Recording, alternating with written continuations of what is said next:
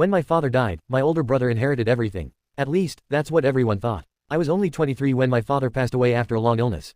A week later, my brother and I sat in a lawyer's office to hear his final will.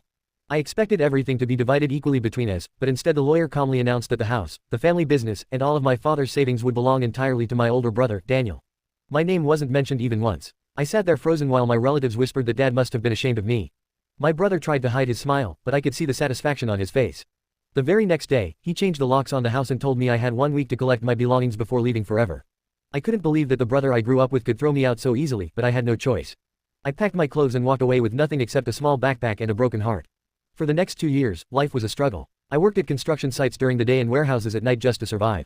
Every month I barely managed to pay my rent, while my brother enjoyed a luxurious lifestyle. He drove expensive cars, wore designer clothes, and posted pictures from vacations around the world. Every photo reminded me of everything I had lost, and every night I wondered why my father had chosen him over me. Then one afternoon, everything changed. I received an unexpected phone call from my father's old accountant. His voice sounded nervous as he said, "There's something your father wanted you to have." I rushed to his office, where he handed me an old dusty envelope with 4 simple words written across the front, "For my younger son." My hands trembled as I opened it. Inside was a handwritten letter from my father. He explained that years before his death, he had discovered that Daniel had secretly been stealing money from the family business. Instead of confronting him immediately, Dad wanted undeniable proof. So he made a dangerous plan. He intentionally left everything to Daniel, believing that greed would eventually expose his true character.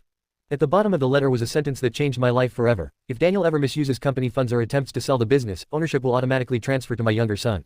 Attached to the letter was a legally signed agreement that nobody except the accountant knew existed. The accountant then showed me years of financial records. My brother had stolen hundreds of thousands of dollars from the company to pay for luxury cars, vacations, expensive watches, and a lavish lifestyle. Every transaction was documented. The evidence was impossible to deny. A month later, we were called back to the lawyer's office.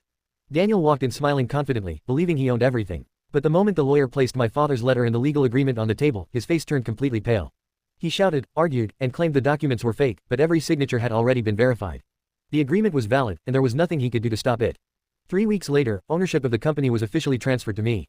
My brother lost the business, the house, and nearly everything he had spent 2 years enjoying. As we walked out of the building, he stopped me and angrily asked, "You planned this, didn't you?" I looked him in the eyes and quietly replied, "No, Dad did." The day everyone believed my father had abandoned me was actually the day he made sure justice would find its way home.